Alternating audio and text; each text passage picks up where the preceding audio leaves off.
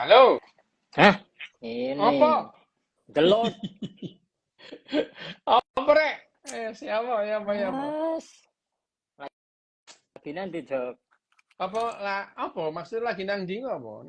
Nang kamar iki. Ya Oh, apa? lagi Mario operasi ta? Ora. Iya wis biasa. Penggaweane ngono tuh. Ya apa? Kate golek Oke, tegesan ya siap. gak iso, gak bakat. Telat. Nggak Bener iki. tegesan jar. Aku kate golek tegesan iki gak bakat ya apa kon iki. Ya apa iki Ayo, ya apa, eh?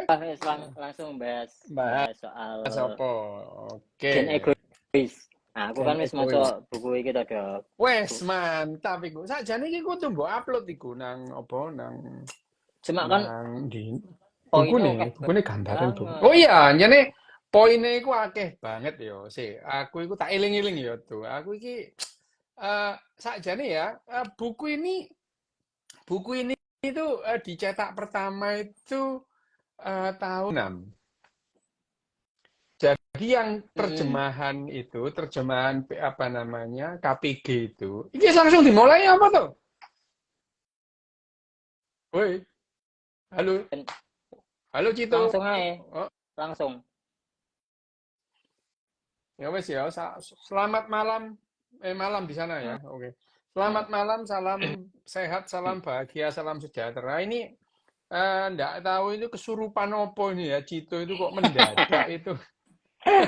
Jadi Ah, sakjane Cito itu kodam Richard Dawkins koyo aneh ya. Jadi ndak ada hujan, ndak ada angin itu terus Cito itu ngajak ngobrol soal buku yang sudah dia baca namanya Selfish Gene. sufficient, sufficient. Selfish Gene itu adalah buku Selfish Gene itu adalah terjemah dari KPG ya, Gramedia. KPG Gramedia. Tapi sebetulnya buku ini dicetak itu ini yang diterbitkan oleh Gramedia yang KPG ini itu adalah cetakan keempat tahun 2017 ya. Jadi 2017 ya. buku Kedelapan ini dok, dicetak cetakan keempat. kedelapan. Keempat. Jadi yang namanya apa namanya Selfish Gene itu dicetak 4 kali gitu ya. Oke. Yang pertama terbitan pertama itu tahun 76. 76. Wah, itu aku ndak ngerti. Yang aku baca pertama itu adalah cetakan pertama ini tahun 87 gitu ya. Nah, tahun Hmm. 89 itu ada cetakan kedua gitu ya. Ada cetakan kedua tahun 89. Tahu kemudian cetakan ketiga itu tahun 2006. Nah, cetakan keempat itu tahun 2016. Ini yang asli yang bahasa Inggris ya. Ya. Yang bahasa Inggris. Nah, yang bahasa Inggris itu dicetak terakhir itu tahun 2016. Nah, ini diterbit diterjemahkan oleh KPG dalam bahasa Indonesia tahun 2017 gitu ya, gitu. Jadi Hmm. yang berbahasa Indonesia ini adalah cetakan terakhir gitu. Oke. Nah, tapi memang ya buku ini aku baca buku ini itu eh, awal itu baca buku eh, E.O. Wilson. E.O. Wilson itu tentang yang namanya judulnya itu On Human Nature. Nah, tapi E.O. Wilson itu bukan ahli biologi, beda dengan Richard Dawkins gitu ya. Jadi E.O. Wilson nulis On Human Nature itu, wah itu aku baca buku ini orgasme gitu ya. Puas aku. Puas gitu ya baca bukunya E.O. Wilson itu. Tapi setelah baca bukunya Richard Dawkins yang Selfish Gene itu, aku tercengang gitu ya, tercengang Hmm. ternyata bahasan-bahasan argumentasi seluler dalam hal ini malah subseluler DNA Ya. Hmm. yang waktu itu aku melongo ya, baca itu melongo, baca baca bukunya apa namanya bukunya Richard Dawkins yang ini tuh melongo aku. Ini kok ada ya? Ternyata sebetulnya itu ya pemahaman kita tentang gen itu pada umumnya ya. Karena memang eh, ya siapa namanya Richard Dawkins ini unik orangnya ya, unik. Artian uniknya itu dia itu misalnya eh, pada pada pada pengantarnya ya, pada pengantar yang pertama, dia itu memang memahami bahwa tidak mudah apa namanya tidak mudah apa namanya menjelaskan apa tentang tentang tentang gen itu ya, tentang gen dan genom dalam apa namanya pada umumnya itu menjelaskan secara populer gitu. Itu Oke. pengantarnya, itu pengantarnya di pengantarnya. Menjelaskan secara populer itu bagi dia itu ini pasti ada ada miss-nya, ada yang terlewat. Entah itu terlewat itu dari ketidakmengertian, ya, dari ketidakmengertian, atau karena ya memang sulit menjelaskan hal-hal yang teknisnya itu rumit, itu terus Mhm. kemudian disederhanakan gitu. Jadi Richard Dawkins itu memahami tantangannya. Yang pertama adalah orang awam membaca buku ini itu tantangan tersendiri, gitu ya. Tentu ada gap di situ antara pengetahuannya Richard Dawkins dengan sebagai zoolog ya. Dia itu memang ahli binatang gitu, ahli binatang ya, ahli binatang. Bahkan dia ahli dalam perilaku binatang. Yang kedua, gapnya itu. Yang kedua itu adalah eh, yang kalau yang membaca itu pakar loh, itu itu bagi dia itu tantangan tersendiri gitu. Iya, iya. Bagaimana seorang ahli genetika, gitu ya, ahli genetika, terus kemudian membaca buku populer gitu. Tentu, tentu, tentu eh, ada hal-hal yang akan dikoreksi. Pakar itu gitu. Kalau orang menjelaskan terus kemudian ada celah, dia itu akan mengkoreksi itu ya. Jadi Richard Dawkins juga merasa ini nanti banyak deh pakar-pakar yang berusaha atau mengkoreksi Mhm. tulisannya ini ya. Ya, gayanya pakar itu kan gitu. Kan tidak semua begitu, gitu ya. Kan ada perkecualian. Nah, ini meletek enggak si Richard Dawkins kalau dia tahu gitu. Yang ketiga adalah mahasiswa yang mempelajari. Lah, ini tantangan-tantangan yang akan dihadapi bagaimana apa namanya? Bagaimana eh, menuliskan hal-hal rumit ke dalam bahasa populer gitu ya. Richard Dawkins tentu bukan yang pertama itu ya, Oke. menjelaskan hal-hal yang rumit dalam bahasa populer itu. Di zamannya itu juga ada Carl menulis Kosmos itu Mhm. ya itu. Ya Mhm. itu Carl Sagan menulis Kosmos. Tapi dalam hal ini Richard Dawkins menuliskan selfish gene ini ya meskipun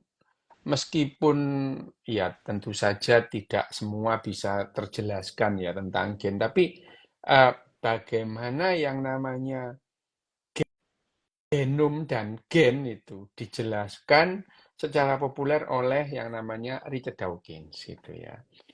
Di awalnya dia kelihatan hati-hati. Oh ya, kelihatan hati-hati di awal. Ya, di awal kelihatan hati-hati. Tapi beberapa paragraf kemudian ya kelihatan galaknya dia itu memang. Iya, Memang iya, dia iya. itu galak gitu ya. Ya Richard Dawkins ini. Nah, misalnya ini dalam pengantar yang pertama dan dilanjutkan.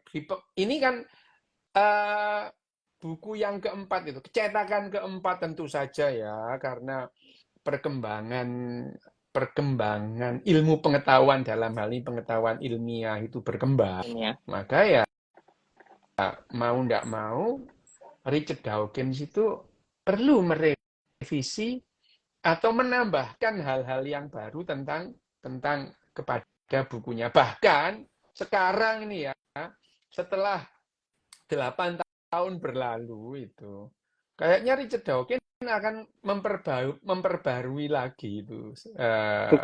Akan banyak, iya, akan banyak tambahan-tambahan terhadap buku ini sesuai dengan perkembangan pengetahuan ilmiah. Hanya saja di awal-awal mengenai mengapa ada manusia, ya itu tidak akan berubah, itu sudah fix gitu ya. Gitu.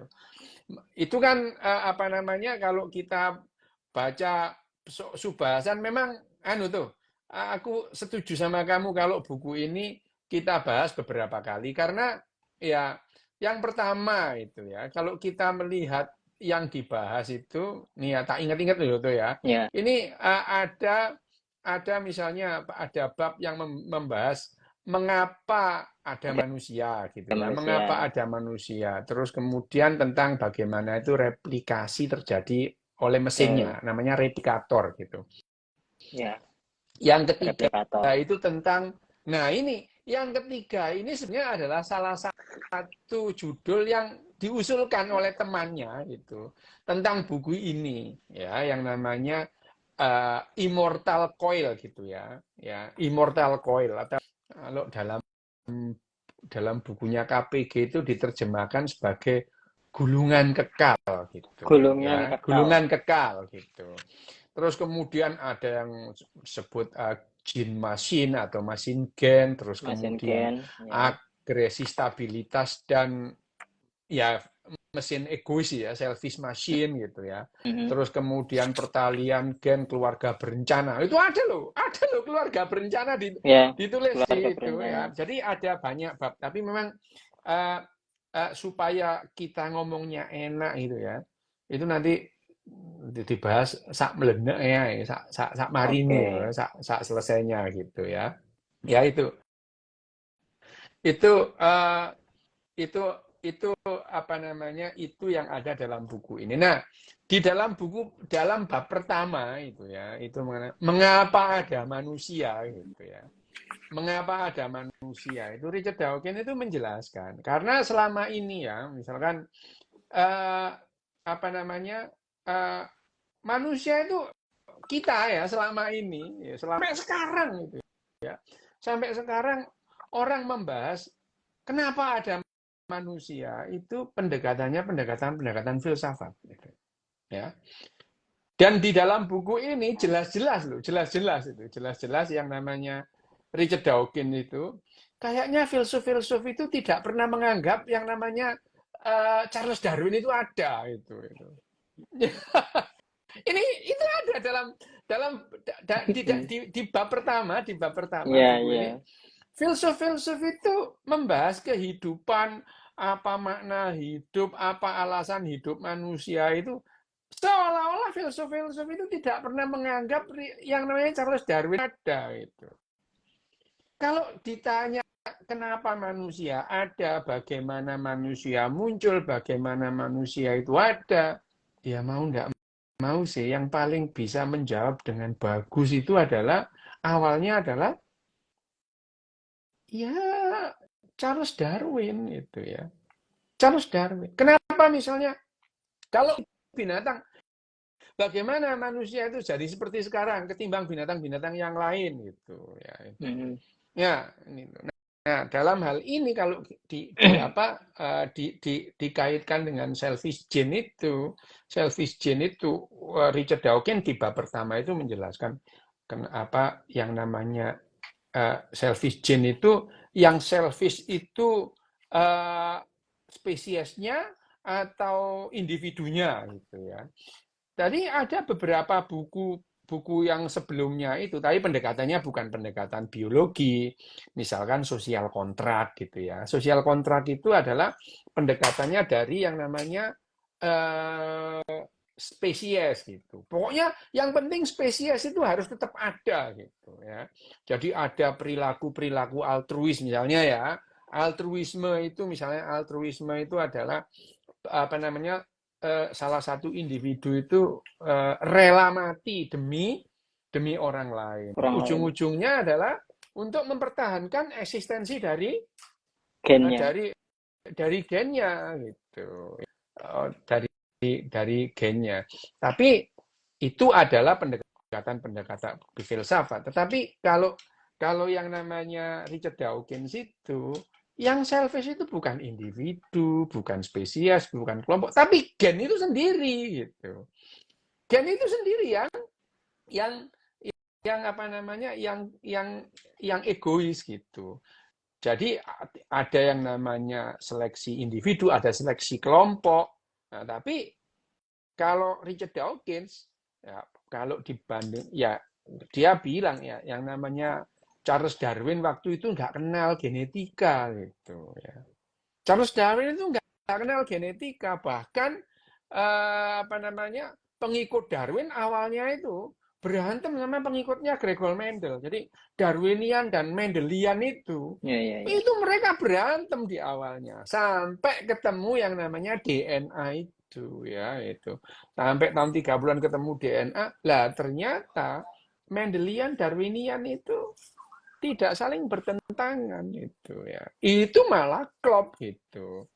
Ya itu apa namanya klop itu. Jadi begitu disatukan antara Mendelian Darwinian lahirlah yang namanya teori evolusi modern. Teori evolusi modern itu ya, teori evolusi. Di awalnya pengikut-pengikut Gregor Mendel berantem sama pengikut-pengikut Charles Darwin itu. Nah, akhirnya sekarang yang namanya genetika itu ya gabungan antara ide-ide Darwin gitu ya, dan kemudian teknis rumitnya itu adalah Gregor Mendel gitu. Nah, memang memahami hal yang rumit terus kemudian disederhanakan ini ya tentu selalu ada gapnya. Kenapa yang disebut selfish gene gitu ya? Nah, di bab pertama dan kedua ya, bab pertama dan kedua tentang kenapa ada manusia dan yang namanya bab yang kedua itu gen egois itu. Richard Dawkins itu menjelaskan gitu ya, dan replikator itu bab kedua itu menjelaskan sebetulnya ada hal yang tidak dijelaskan secara eksplisit itu, tapi dia menjelaskan secara implisit itu. Karena segala sesuatu tentu awalnya sederhana gitu ya. Awalnya sederhana. Nah, kesederhanaan itu orang sudah paham lah. Kompleksitas itu ya, kompleksitas ada hal-hal yang kompleks itu diawali dengan hal yang sederhana.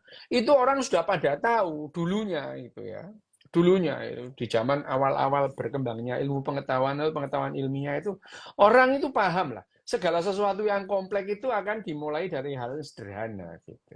Hanya saja yang memuaskan dan menjelaskan segala sesuatu dengan jelas tentang kehidupan yang awalnya sederhana. Iya, Charles Darwin gitu. Charles Darwin. Ya yang namanya teori evolusi itu ya seperti sekarang itu orang sudah tidak bisa membantah seperti dunia itu bulat ya, bumi itu bulat itu ya. Ya tentu ada orang yang ngengkel itu ya. Kalau bumi bleber itu ya wis terserah lah ya, sakarepmu lah ya. Dia ngomong bumi itu kayak coek itu ya, terus dibatasi oleh dinding es, sembuh lah sakarepmu ya itu. Tapi ya ilmu pengetahuan sekarang, ilmu pengetahuan ilmiah itu, pengetahuan ilmiah itu semua menerima yang namanya menerima bahwa semua itu paham bumi itu adalah bulat dan bahkan segala sesuatu pengetahuan sekarang itu kecepatan pesawat lah, semuanya itu mengukur arahnya pesawat kemana yang paling dekat. Kalau dari misalkan dari Johannesburg mau ke India itu rutenya mana yang paling cepat itu melihat adalah karena bumi itu adalah bumi bulat. Misalnya dari New Zealand mau ke Afrika Selatan itu karena bumi bulat ya paling cepat lewat kutub itu ya. Itu sudah paham. Nah, pengetahuan ilmiah itu mengenai teori Darwin itu sama halnya dengan teori bahwa bumi bulat itu akan diterima, sudah diterima itu. Kalau ada yang nggak paham, ya nggak apa-apa itu. Nggak semua kamu harus paham dan tidak semua harus paham kamu, ya itu. Orang kabeh kowe kudu ngerti ya. Dan orang kabeh kudu ngerti kowe gitu ya. Lah perasaanmu kon iku sapa gitu ya. Jadi tidak semua kita harus paham dan tidak semua harus paham kita gitu. Ya, gitu itu adalah ya itu adalah persoalannya. Nah, itu yang nah dalam yang dalam bab awal buku apa namanya selfish gene ini tentang keegoisan gen, karena di sini itu gen itu dari awalnya sederhana dari ya, di situ apa namanya Richard Dawkins itu menjelaskan uh, ikatan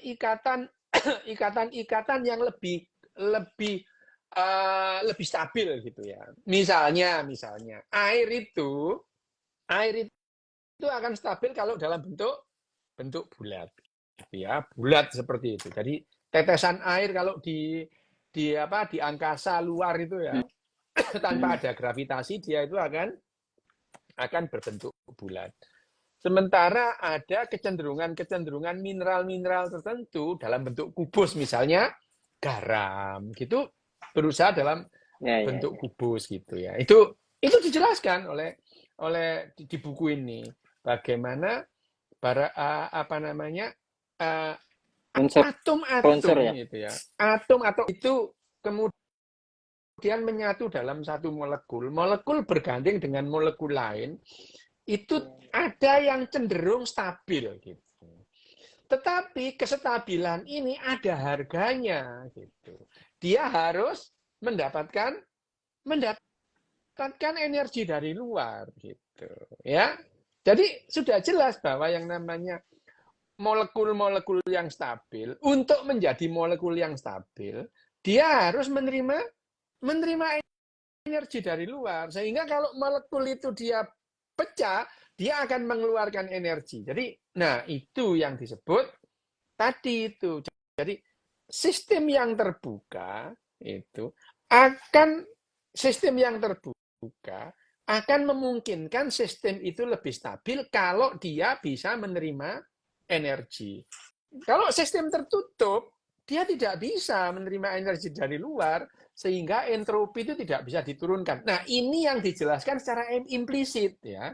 Dijelaskan secara implisit oleh Richard Dawkins di bab awal gitu ya. Tentang yang namanya kenapa ada manusia dan kemudian replikasi. Nah, kenapa ada manusia? Manusia ya tidak di awal dijelaskan Richard Dawkins sebagai zoolog gitu ya. Dia manusia itu ya tidak lebih dominan ketimbang kecoa atau suketeki gitu ya, enggak itu ya. Ya kebetulan aja ada gitu ya. Secara kebetulan. Loh kok kebetulan? Iya kebetulan itu. Bagaimana mungkin segala sesuatu yang acak itu terus kemudian kebetulan. Memang tuh kalau kamu sekarang itu misalkan judi togel sampai sekarang gitu ya. Kamu menang kaya raya dari togel itu sulit itu.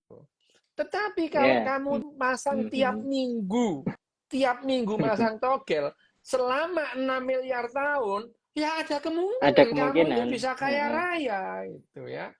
Jadi kita itu seringkali melihat itu rentang waktunya itu pendek itu. Padahal yang namanya kehidupan itu muncul setelah 4 miliar tahun lebih, 3 miliar tahun lebih bumi ini ada itu ya. Itu seperti kemungkinan papan catur itu enggak, Dok? Iya, betul itu ya. Lalu mbok uncalno keropiak gitu ya. Ya, nggak mungkin lah papan catur tuh apa namanya misalnya terus kemudian apa namanya noto dewe gitu. Ya kan? Itu tidak. Nah, sama dengan kamu membuat misalkan kamu ngumpulin karbon dengan jumlah yang sama, hidrogen dengan jumlah yang sama, nitrogen dengan kamu kopiok nggak mau ya kemungkinan kecil itu akan jadi yang namanya protein itu ya. Hanya saja ini setelah yang namanya molekul-molekul awal itu, molekul-molekul awal yang menjadi yang namanya protein itu, asam amino itu. Terus kemudian itu dia menjadi purin dan pirimidin dalam hal ini itu adalah DNA itu. Itu 3 miliar tahun itu. 3 miliar tahun itu suwe apa? Itu. Ya itu. 3 miliar tahun itu lama itu. Jadi 3 miliar tahun pertama itu ada yang namanya primordial soup itu ya. Primordial soup itu. Jadi dari mana primordial soup itu? Primordial soup itu. Nah, sekarang di bukunya Richard Dawkins ini juga disebutkan kita tidak tahu gitu ya.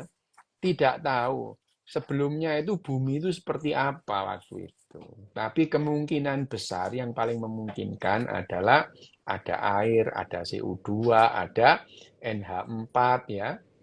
Ya, itu.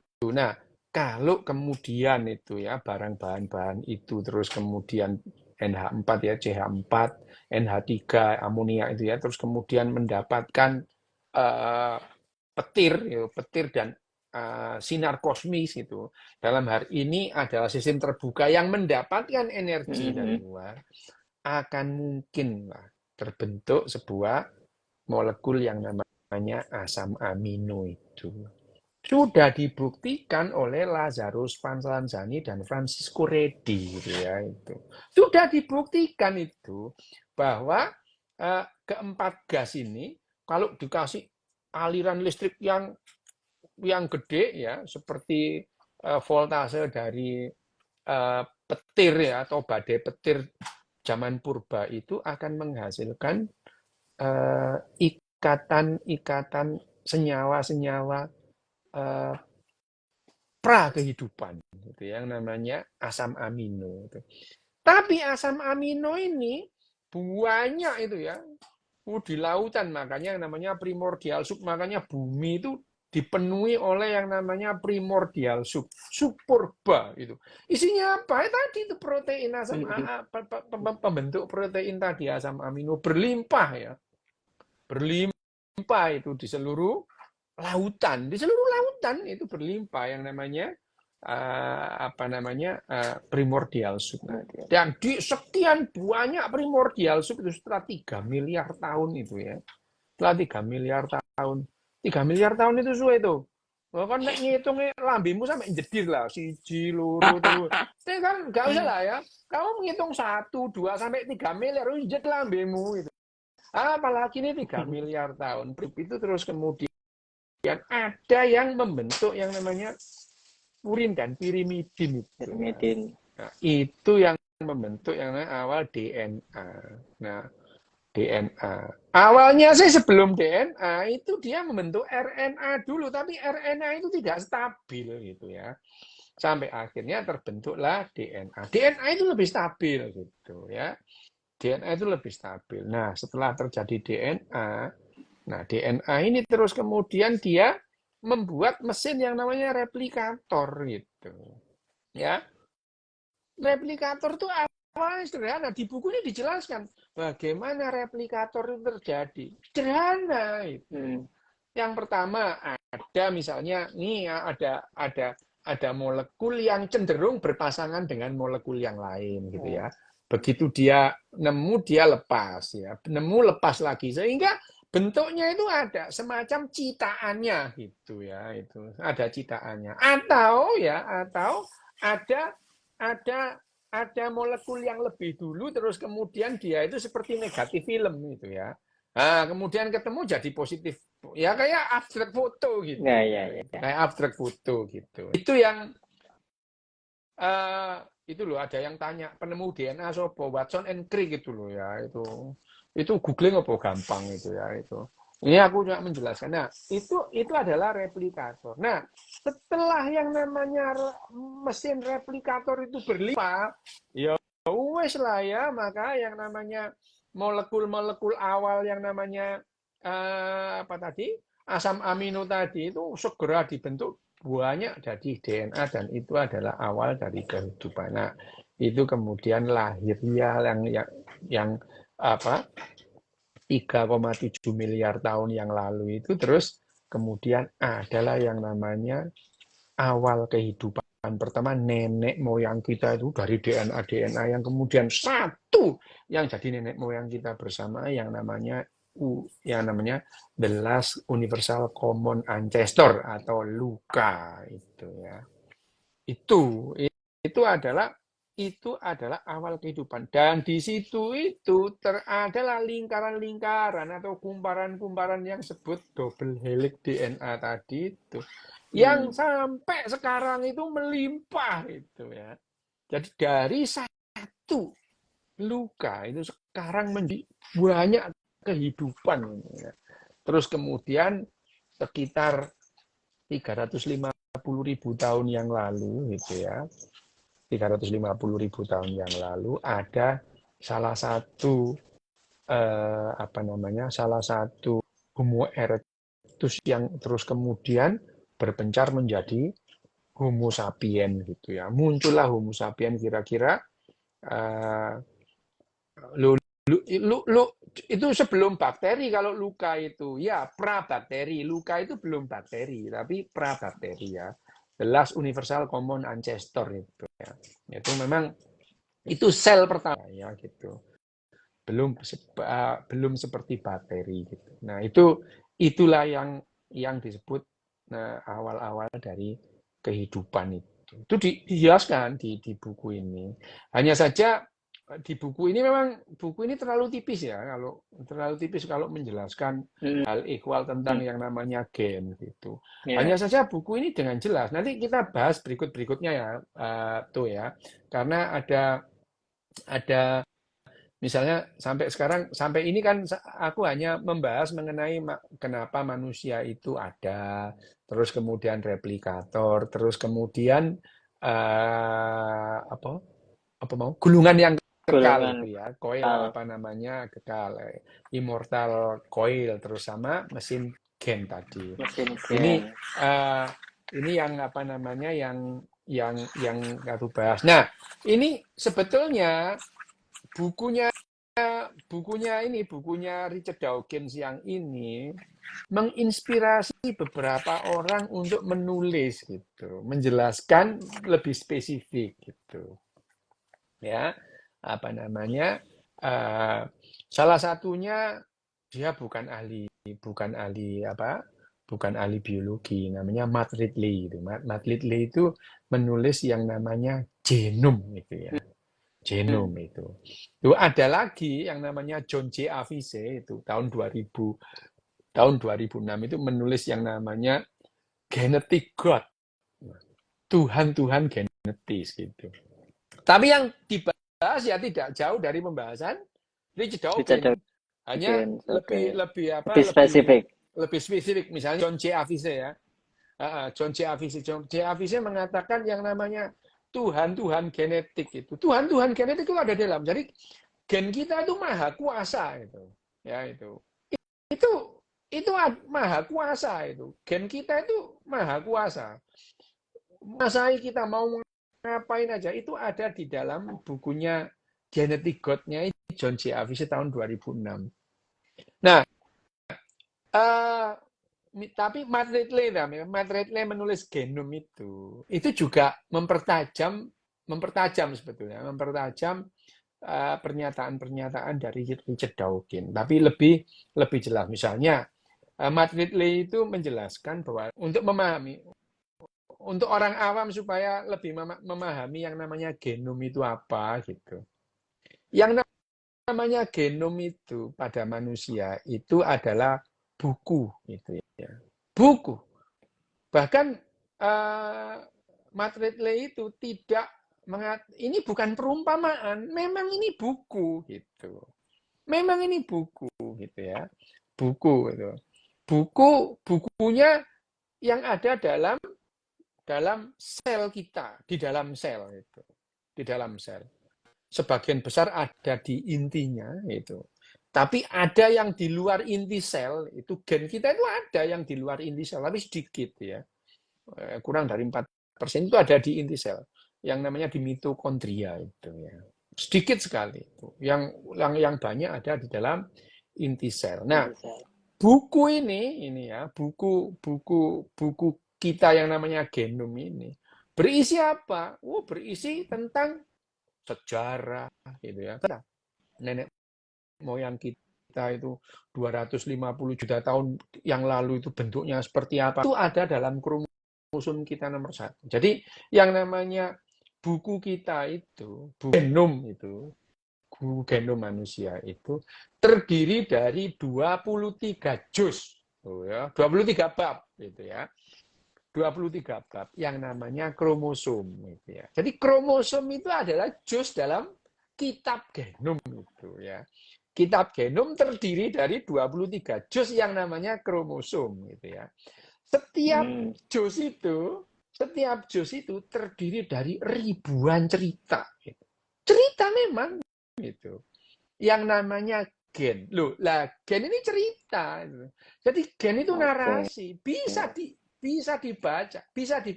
Cuman bacanya kadang-kadang harus dari kanan, kadang-kadang harus dari kiri gitu ya itu.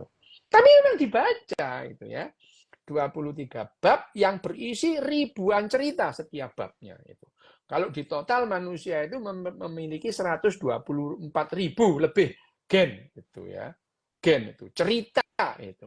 Nah, cerita atau narasi ini disusun oleh alinea gitu. Alinea yang namanya ekson dan intron gitu.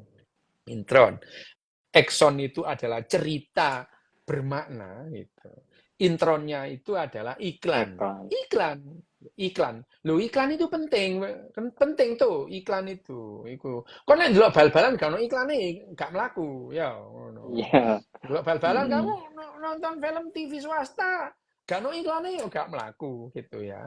Elon Musk mau membuat SpaceX nggak ada iklan ya nggak bisa. Jadi iklan dalam hal ini gen yang berupa iklan ini penting gitu ya. Penting itu ya. Itu ada akson dan intron. Itu berupa alinea. Memang betul-betul alinea. Ini bukan perumpamaan loh, ini alinea gitu ya. Dan alinea ini disusun oleh kata. Jadi yang namanya alinea itu kan mesti ada kata gitu ya. Kata itu. Nama kodon gitu. Namanya kodon itu. Nah, kodon kehidupan ini disusun setiap kodon, setiap kata itu disusun oleh 3 huruf itu. Dari huruf yang tersedia A, T, G, C itu ya. Nah, ini. Nah, A, T, G, C itu yang namanya bahasa ya itu 4 bahasa itu. 4 bahasa Purin tadi itu. Nah, ini yang disebut kehidupan. Nah, di dalam tulisannya Matt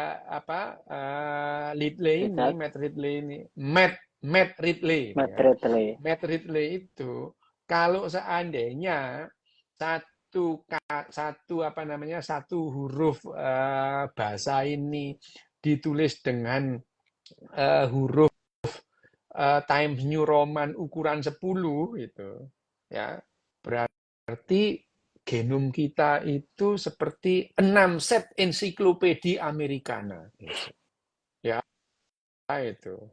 Nah, ayo, meletek dasmu moco ini. Nah, tapi sekarang dengan adanya AI, dengan adanya komputer, bahkan ada prototipe kuantum komputer, kita membaca genom itu tidak perlu lama-lama seperti dulu. Dulu itu belasan tahun untuk memetakan satu genom manusia itu waktu belasan tahun.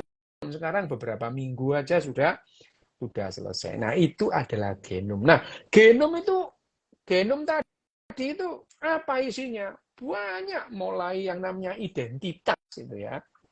Identitas kita sebagai spesies itu ya. Identitas kita sebagai spesies itu ada dalam yang namanya kromosom nomor 1, juz 1 itu menjelaskan spesies kita ini. Ya itu. Terus bab kedua, juz 2 gitu ya. juz 2-nya itu tentang yang namanya kromosom nomor 2. Kita membahas sejarah itu. Sejarah kita. Misalnya kalau misalkan nenek moyangmu 250 juta generasi di atasmu, nenek moyangmu modelnya kayak iwak, ngono ya. Jadi iwak itu. Yo, itulah ya, ini adalah dijelaskan. Jadi Iya, iya, pernah iya. kapan nenek moyang kita itu berubah dari ikan menjadi merangkak keluar menjadi amfibi gitu ya. Terus kemudian terus kita melewati amfibi menjadi apa? Menjadi apa namanya reptil gitu. Terus kapan suatu saat itu ya reptil itu yang kebiasaannya menentukan jenis kelamin bayinya itu dari suhu atau temperatur sekitar telurnya itu. Terus kemudiannya ada gen X kromosom X dan kromosom Y, di mana yang namanya kromosom Y itu adalah termasuk dalam catatan kecelakaan evolusioner gitu ya. Itu dijelaskan dalam di bukunya Matt Ridley. Tapi buku Matt Ridley itu sepertinya itu menjelaskan perihal yang ada gap dalam bukunya Richard Dawkins. Hanya saja Richard Dawkins kemudian mempertajam buku-bukunya itu ya. Ada yang namanya Sungai dari Firdaus, itu ada itu. Itu juga ada tuh terjemahannya oleh KPG ya. Sungai dari Firdaus, terus kemudian bahkan menjelaskan the greatest show on earth itu ya. Itu dia lebih menjelaskan ide-idenya gitu. Sebelumnya itu dia menulis yang namanya Blind Watchmaker gitu ya. Jadi kalau kita membaca bukunya semua bukunya Richard Dawkins secara utuh, Selfish Gene, Blind Watchmaker, terus kemudian The River from Eden, terus The Greatest Show on Earth itu, kita akan mendapatkan gambaran yang lebih utuh tentang yang namanya genom itu. Tapi di awal-awal di tahun 2001 itu muncullah bukunya Matt Ridley. Tahun 2006 muncullah John C. Avise gitu. Itu menjelaskan menjelaskan ide-ide, mempertajam lah ya, mempertegas ide dari Richard Dawkins itu. Kalau kita baca, buku-buku ini akan lebih menegaskan tentang yang namanya ide-ide Richard Dawkins dalam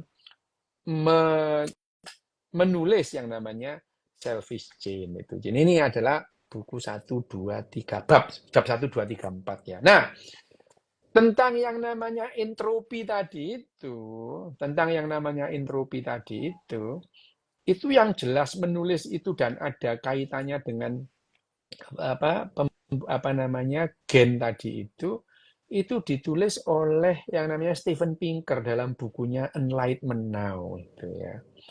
Jadi kalau kita memang baca semua itu akhirnya kita memahami segala sesuatu secara utuh. Bagaimana mengaitkan tadi itu ya, bagaimana molekul-molekul itu, kenapa molekul-molekul itu kok menyatu gitu ya. Terus kemudian molekul itu menyatu membentuk yang namanya protein itu ya, membentuk namanya asam amino. Asam amino itu membentuk yang namanya protein. Protein itu merupakan bahan yang bisa berkomunikasi gitu dengan protein lain, membentuk satu yang namanya sel. Sel dengan sel itu membentuk yang namanya jaringan. Jaringan membentuk yang namanya organ. Organ bekerja sama dengan organ membentuk yang namanya individu. Gitu. Jadi itu adalah kerjasama yang awalnya kerjasama antar jaringan, terus kemudian antar sel gitu. Sel sebelumnya itu antar organel, organel itu adalah antar molekul gitu. Nah, kerjasama itu bisa digabung kalau yang namanya mereka terikat, dan ikatan kerjasama itu harus bisa terjadi kalau ada energi yang masuk. Nah, itu yang namanya menurunkan entropi, sehingga Richard Dawkins dalam bukunya yang namanya the magic of reality itu, ya. Jadi yang jelas sekarang itu, ada sistem yang sudah jelas-jelas melawan entropi, itu ya. Namanya kehidupan, gitu. Ya, memang sekali lagi ya, tentu saja kekhawatiran Richard Dawkins dalam menulis buku ini, itu buku Selfish Gene itu ya memang ditambal dalam waktu yang lama gitu. Baik itu dia menulis ulang dengan merevisi atau menerbitkan Selfish Gene di tahun 89 gitu ya. Terus kemudian tahun 2009 dan kemudian terakhir tahun 2016 itu. Tapi dia juga menulis dengan point of view, POV koyo koyo netizen POV itu. Kayak POV itu yang lain itu bagaimana dia menjelaskan dari berbagai macam sisi supaya penjelasan secara populer itu lebih gamblang gitu ya. Tapi ya sekali lagi yang namanya pengetahuan ilmiah itu ya akan lebih baik kalau kita itu melihat dari segala macam sudut, termasuk misalnya sudut fisika gitu ya, gitu. Nah, fisika, bagaimana biologi dipahami secara fisika gitu. Itu oleh ahli fisika gitu. Itu pun juga akan lebih menarik kalau kita melihat satu persatu ya. Wes, itu kita bahas sampai ini yang ketiga tuh, berikutnya nanti keempat dan seterusnya kita bahas berikutnya. Nah, sampai sekarang sampai di sini ono sing takon enggak iku, arek-arek nang kono iku ngono. Oh, takonane do aneh-aneh kok iki, Dok. Apa mesenengane iku. Lho, no, pertanyaane Iki aneh-aneh tapuken parut ae. iya. Tapuken parut. Iki pertanyaanku ngene, Dok. Apa? Tujuan gen itu kan mereplika dirinya, ya kan? Ya, terus yang dibahas di bab 2 itu kan replikator kan itu. Apakah itu yang dinamakan egois, yang sifat egois sebuah gen atau gen itu sendiri? Terus bagaimana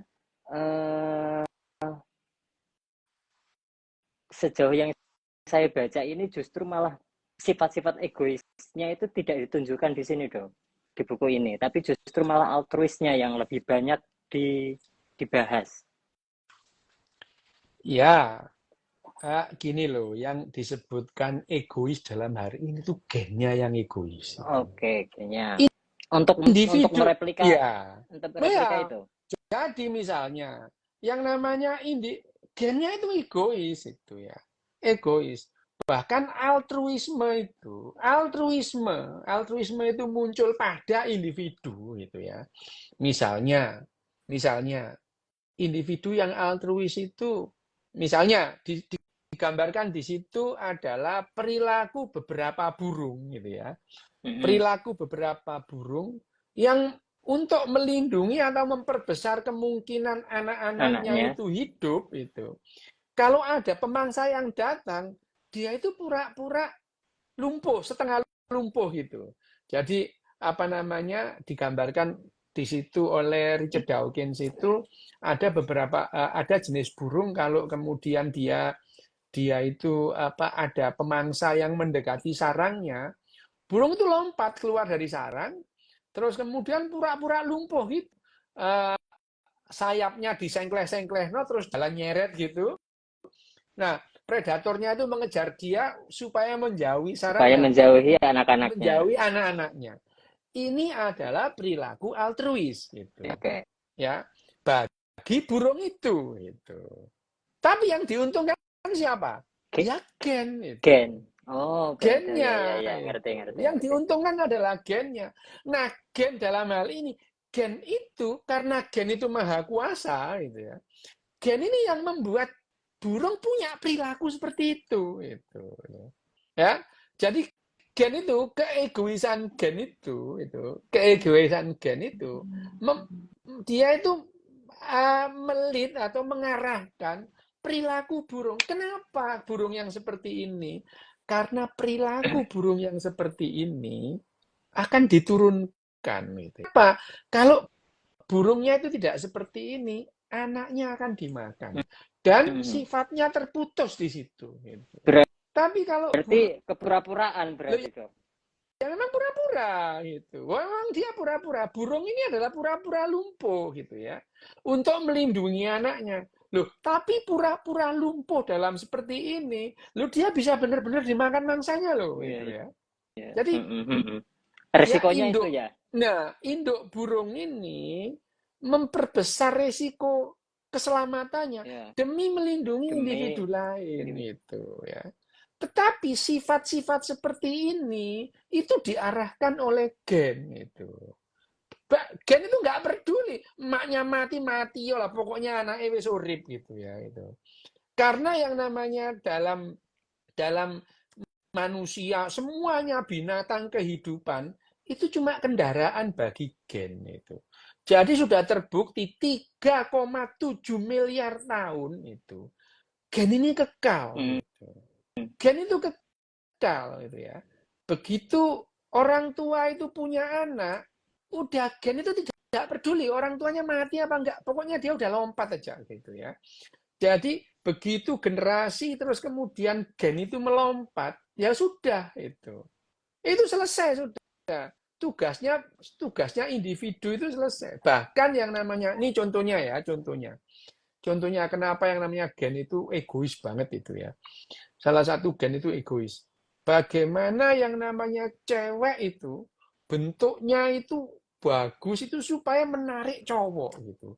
Cowok juga demikian, bentuknya melihat bagaimana simetrisnya cowok itu akan menarik perempuan-perempuan, cewek-cewek, simetrisnya, karena itu menandakan kesehatan gitu. Jadi cewek akan memilih cowok-cowok yang sehat. Cowok juga akan memilih cewek-cewek yang sehat. Sing awake gitar ngono ya. Wah, gitu ya, itu. Ya kan itu. Ya kan, ya kecantikan itu melambangkan adalah kesehatan gitu ya. Tapi begitu hamil dan begitu melahirkan, jadi gen itu pada awalnya sangat serius memelihara kecakapan cowok dan kecantikan cewek itu. Supaya mereka mau melakukan perkawinan. Melakukan reproduksi. Reproduksi, padahal reproduksi itu dua-duanya itu rugi gitu ya. Rugi secara energi, rugi gitu. Dia bayangin aja ada parasit yang masuk dalam tubuh perempuan gitu ya. Loh itu adalah semua itu didrive oleh yang namanya gen gitu ya.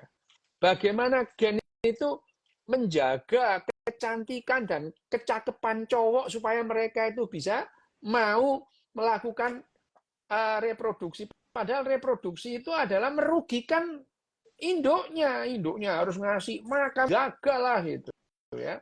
Menjaga itu memerlukan energi. Nah, begitu yang namanya induknya itu melahirkan, sudah mempunyai anak gitu, melompat itu gen itu seolah ada kehilangan gairah untuk mempertahankan kecantikan cewek itu loh. Melotrok, gembrot, gak karu-karuan itu gak peduli lah gen itu ya. Gen itu gak peduli itu ya. Tapi ya manusia sekarang itu manusia. Manusia adalah satu-satunya untuk pertama kali dalam sejarah kehidupan ada individu yang bisa berontak terhadap gen yang maha kuasa. Namanya manusia gitu ya. Manusia itu sekarang hubungannya sama otak nggak dok? Maksudnya iya. instruksi gen itu dipengaruhi oleh kesadaran otak nggak? Kebalik gitu. Bahkan kesadaran kita itu didrive oleh gen, meskipun kesadaran kita itu adalah ya sampah evolusi aja nggak perlu sebetulnya kita itu sadar gitu ya gitu. Kita itu nggak perlu sadar, kehidupan yang sadar cuma sedikit, manusia, bonobo, simpanse gitu ya. Cacing nggak sadar, bakteri nggak sadar, nanas juga nggak sadar, tapi mereka itu yang namanya sapi juga nggak sadar, tapi mereka bekerja sama membuat yang namanya kehidupan itu makin banyak di muka bumi. Memang betul bumi ini mengalami yang namanya 5 kali kepunahan massal. Ini kepunahan massal ke-6 sekarang ya. 5 kali kepunahan massal. Tapi meskipun terjadi 5 kali kepunahan massal, laju kepunahan masih kalah cepat dengan laju spesiasi. Jadi jumlah spesies itu makin lama makin banyak meskipun banyak yang punah. Nah, yang menunjukkan bahwa gen kita itu egois, kamu punah-punah. Wes aku Iya, wis iya, wis iya. punya kendaraan baru gitu ya, gitu ya. Jadi kita punya misalkan kendaraan baru, kita itu satu spesies punah, muncul spesies yang lain. Bagaimana yang namanya keegoisan gen itu tidak memperdulikan kesejahteraan. Dia nggak peduli kesejahteraan gitu ya. Dia tidak memperdulikan kalaupun gen itu seolah-olah mempertahankan kesejahteraanmu itu dia punya maksud. Kalau kamu sudah punya anak, wes aku nggak peduli, nggak, kamu Iya. mati olah gitu ya. Mati aja kamu. Aku sudah mempunyai replikasi yang turun ke Replikasi keturunan. keturunannya. Nah, itu adalah ide kenapa yang namanya gen itu egois. Tapi Egois. di bab ini Richard Dawkins itu menjelaskan dengan gamblang gitu ya, dengan gamblang bagaimana yang namanya manusia itu ada. Kok bisa kita itu bereproduksi itu? Reproduksi itu adalah kecanggihan ya, kecanggihan berikutnya daripada replikasi itu. Replikasi kemudian reproduksi gitu ya. Itu adalah bagaimana yang namanya selfish gene ini atau gen yang egois itu membuat kehidupan sampai beragam gitu. Tapi ini memang aku sengaja sampai di sini aja karena bab berikutnya itu lebih menarik. Kita bahas Siap. berikutnya. Yes. Oke, Wis iki terima aku kasih ngecacing wis anu lho, wis anu lho. Ana pertanyaan mana enggak? Kurang 3 menit iki sih, ayo.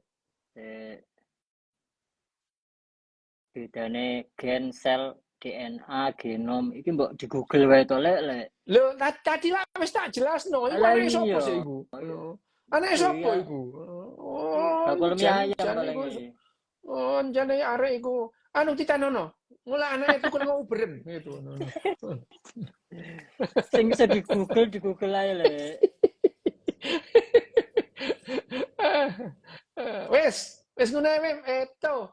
Iki lho ana Oke, sing siap, takon siap. komenmu enggak nongol jarene. Iki ana sing Oh takon iya, komenmu iki enggak nongol. lagi aku arep mengkudeta Mas Kowem. Ya wis. Oke, Wis. suwun Minggu ngarep diterusno ya wis, diterusno Oke, ya. siap. Terusno. Suwun. Akan lebih menarik Oke. ini buku ini menarik. Oke. Bye. Selamat malam, salam sehat, Makasih, salam Dok. bahagia, salam sejahtera. Makasih teman-teman konco-konco sedaya. Terima kasih. Tak tutup. Assalamualaikum. Waalaikumsalam.